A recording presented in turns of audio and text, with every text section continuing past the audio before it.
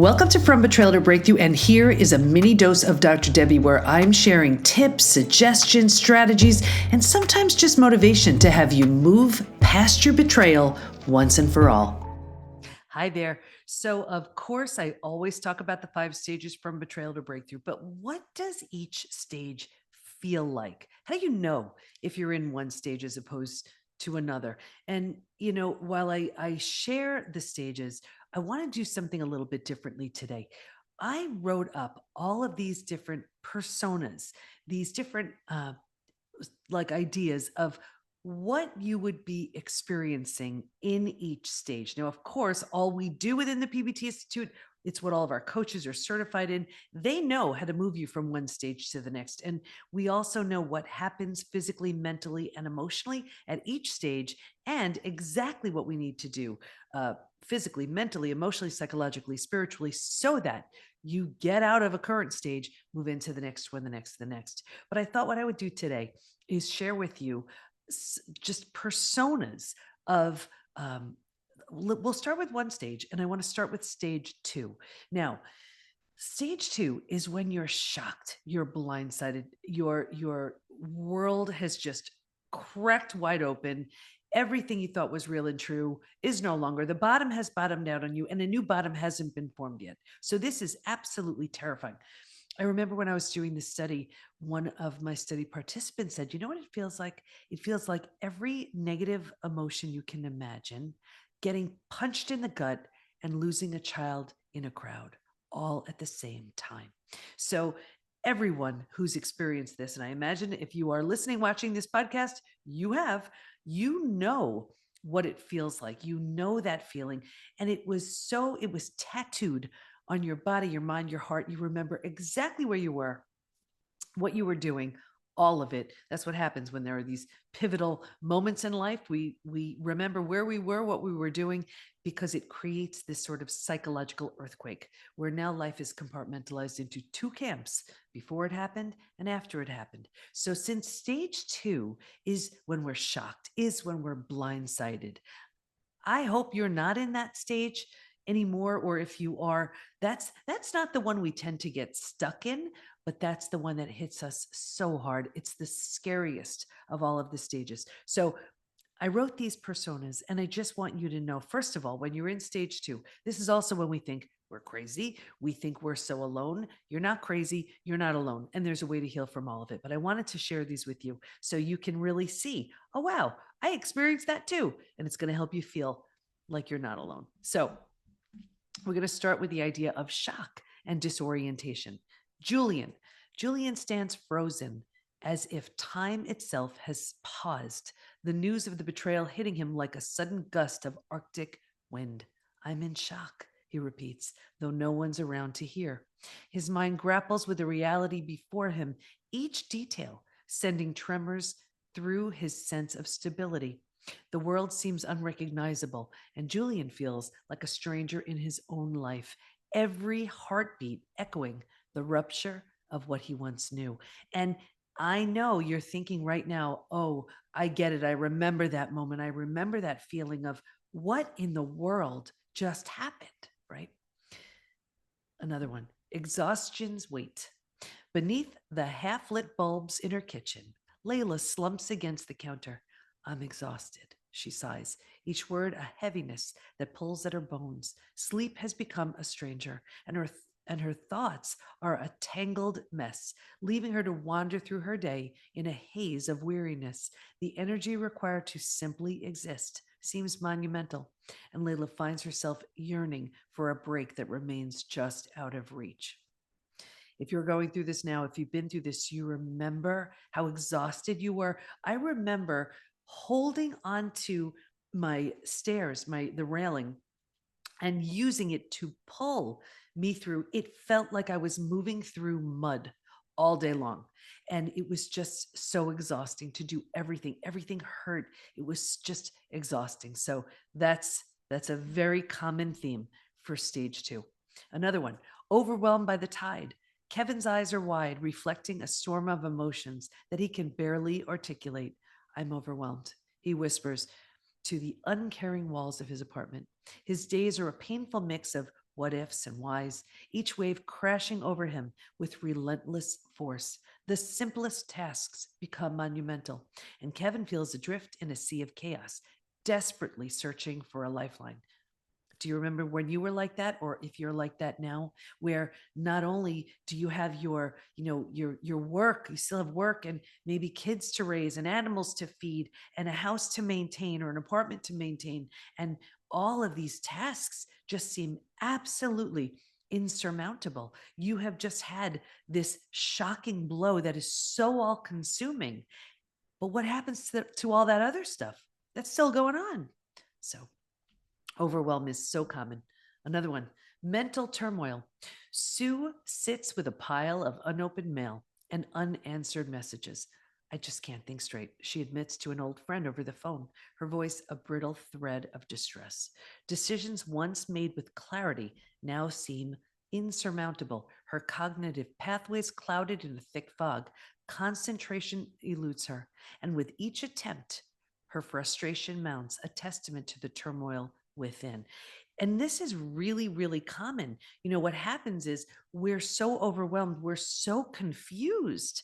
And this is not just a mental and emotional thing, it's physical too, because the unbelievable amount of stress that we're under, this unrelenting, chaotic stress is causing our bodies to flood ourselves with cortisol, the stress hormone, which in short term is designed to keep you safe, right? Like if a car were coming at you, you would flood yourself with cortisol, and because of that, blood and oxygen go to the lungs and the limbs, the pupils dilate, like so that you can jump the curb to safety. Like that's the purpose. But what happens when we're under this chronic, unrelenting stress, it's as if we're jumping to the curb 24/7. It's absolutely exhausting. And everything just becomes completely overwhelming. I remember too, this whole brain fog thing, it is so real. And I may have shared this on another episode where someone wanted to book me to speak. And I remember she said, "Oh, I have a call. Debbie, you know what? Let me call you back. What's your number?" And I said, "Oh, hang on one second." And I put her on hold because I forgot my number. For the life of me, I could not remember my own phone number. I mean, that's how bad it was. And I remember meeting friends. There was someone's birthday or something, and it was at a restaurant I had been to 50 times, 100 times, passed right by it, could not remember where it was. I mean, everything just seemed so big and so insurmountable. So it's totally, totally normal. Another one, restlessness and insomnia. Nathan tosses in his bed. The sheets are twisted around him like shackles. I can't sleep, he mutters into the darkness, his mind filled with intrusive thoughts that disturb any attempt at rest. Each night is a marathon with no finish line, an endless loop of exhaustion without relief. The betrayal has stolen not just his peace of mind, but his escape that he had in his dreams. And sleep is one of those things. Think about it. Even if you are able to manage pushing some things aside during the day, remember, we never want to run from it, but we do need to get some of our things done. So if we're just busy doing what we need to do, things are sort of can be a little bit kept at bay, but at night, this, they come at you in full force. And the images, the sounds, the everything just gets louder and louder and louder. And it's really painful to sleep. We have so many things we do within the PBT Institute to help you with that, just ideas, just even coaches. And I have a bunch of different things. I may have suggested it on another podcast, but ways to create a better sleep environment, a better sleep routine, because sleep is crucial. That's where a lot of the healing happens. And that's where we're unable to get our sleep because we pushed it aside as best we can during the day, not because we're distracting ourselves, hopefully, because we're just getting our things done, feeding our kids, going to work, whatever it is. But at night, it's coming at us full force. So that's something that we really need to work on. Another one, concentration dissolved. Every page Jessica turns is a reminder of her fractured focus. I can't concentrate, she says, as books, once her escape, now serve as a reminder of her scattered thoughts. Work tasks pile up, unread emails accumulate, the digital clutter mirroring the disarray in her mind. Her concentration, once a pillar of strength, now crumbles under the weight of her emotional burden. And this one reminded me of when I wrote that. I was thinking of, I remember when my adrenals had completely tanked. And here I was trying to work out. And to get through my workout, I remember being on my treadmill and I had one of those racks. It was like this lucite, plastic, whatever kind of rack that you put over your treadmill. And I would do that so that I could read while I was running. And I remember, and for a long time that had worked and that had been okay. Maybe I was in the Stairmaster or something when I was doing this, but I remember that lucite rack. And I remember reading a book and reading the same line 10 times. It would not go in. And I didn't realize what adrenal metabolic chaos and adrenal dysfunction and all of that was all about until I became a functional diagnostic nutrition practitioner. But I learned, that it's like, how in the world do you expect here you are, it's like you're running for your life and you're trying to exercise and you're trying to think. Like, what are you doing? And it really took meeting with an FDN and learning about this and having my own labs taken to see, wow, what in the world was happening internally. These stressors, internal stressors, external stressors, are just mounting on us. We're not meant to just live with that level and that layer of stress. Another one. Battle on all fronts. Diane is fighting a war on multiple fronts. Each day is a new issue with an opponent she can't see. Her body aches, her thoughts are painful, and her emotions are tumultuous. I'm struggling. She confides to a concerned neighbor, her voice barely above a defeated whisper. The betrayal has left her grappling with a triad of distress, physical, mental, and emotional, each demanding time, effort, and attention she can't seem to find. And this is it's just another one of those symptoms so common. Body aches, digestive issues, neck, back, shoulders. This is the accumulation of stress that's lodging itself in our bodies. And I remember specifically my back and my neck and my shoulders. And I mean, it's still not great. I have 6 out of 7 cervical discs pressing on nerves. So my mobility, my range is kind of limited as it is. But sometimes I'm not in tremendous pain. But after the betrayal, it was as if every nerve was on fire. Now, your body is going to respond differently. Maybe it's just more mental, emotional, maybe physical. Like, when we've had over 95,000 people take the post-betrayal syndrome quiz on the site to see to what extent they're struggling. And 45% of them have a digestive issue. And that could be Crohn's, IBS, diverticulitis, constipation, diarrhea, bloating, anything. And that's uncomfortable. Think about it. You're dealing with that and you're still trying to manage this life that now has been completely upended. So really common right there. Okay, losing ground. Jenna's hands tremble as she tries to hold on to the threads of her unraveling life. Everything's spinning out of control, she tells her reflection, a face marred by stress and sleepless nights. Her life, once a tapestry of order and joy, now seems to unravel faster than she can repair it. The ground beneath her feels unsteady, and Jenna clings to the remnants of her routine like a lifeline fraying at the edges. And isn't this true? We don't know what will become of our lives. I remember thinking, oh my gosh, here I am, 4 kids, 6 dogs, a business. I wasn't prepared to be a single mom at that time. I mean, those of you who know my story, I married my husband again later on as 2 completely transformed people. But at that time, here I was. I was like, oh no, I didn't sign up for this. I didn't plan this. Us, the spiritual group here, yes, we did, right? We know that on some level we encounter these things to have us experience the aspects of ourselves we never would be able to know had these experiences not happen. But at the time, looking at it, saying, what is my life now?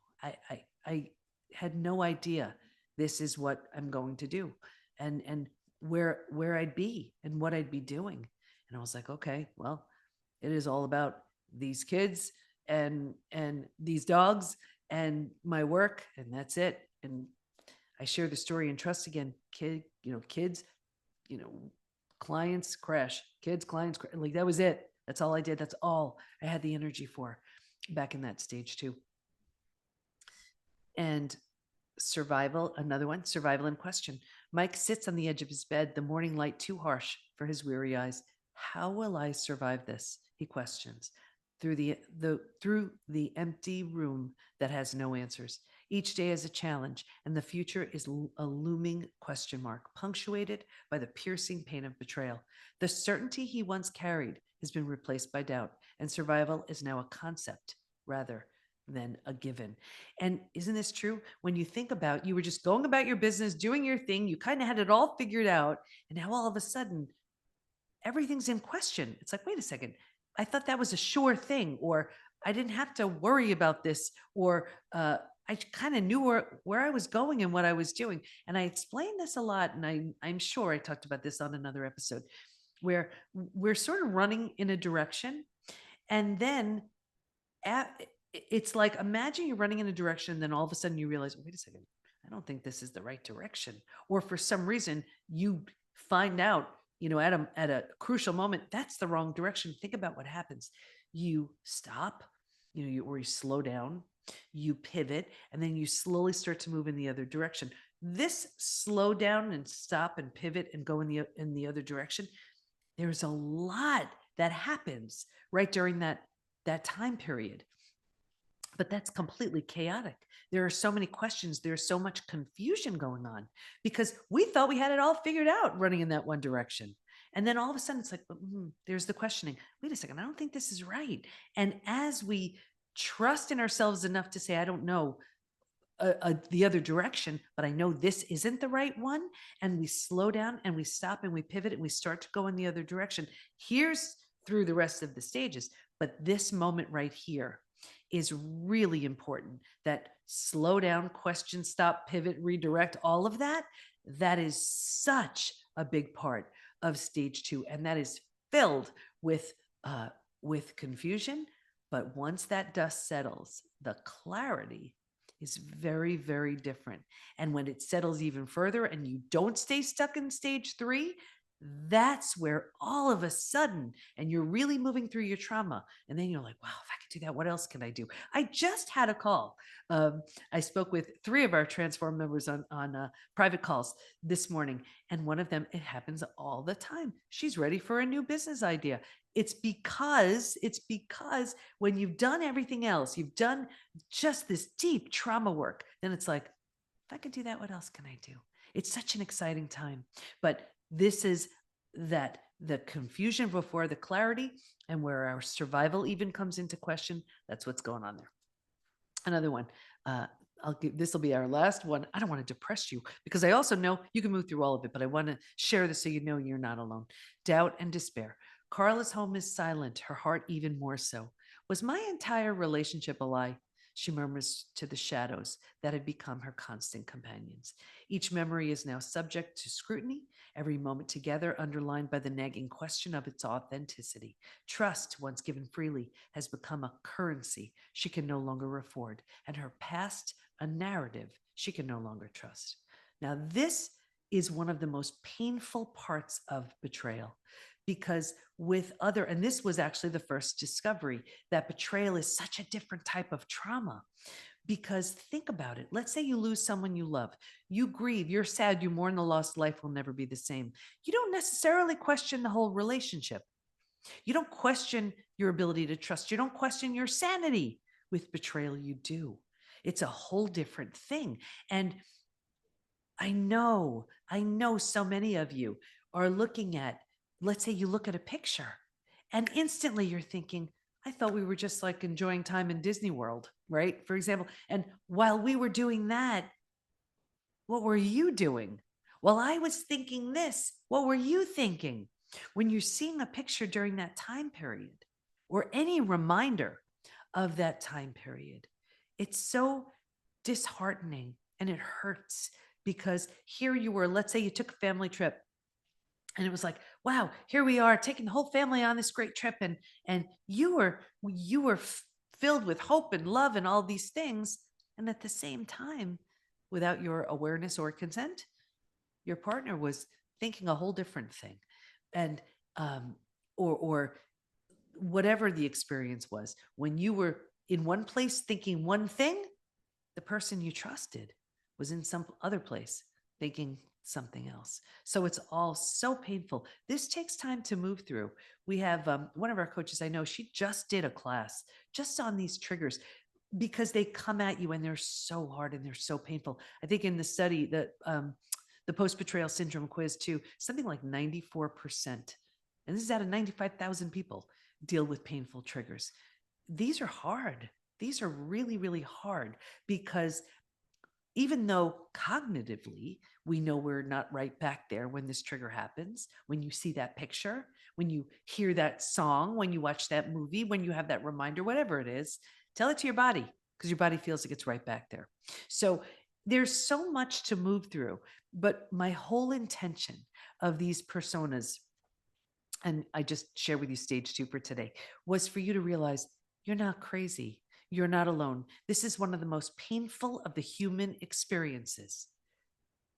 But, hands down. And people ask me, what do you think is more painful? The only thing I can imagine is losing a child.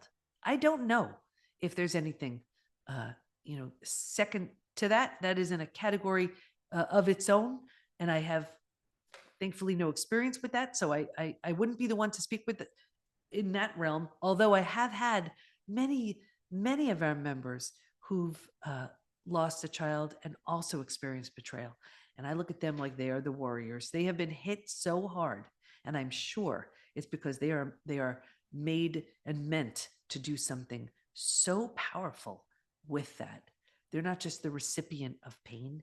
They're here to just at the very least, experience peace. And then hopefully do something when they realize it's not about them. And especially the betrayal had nothing to do with them.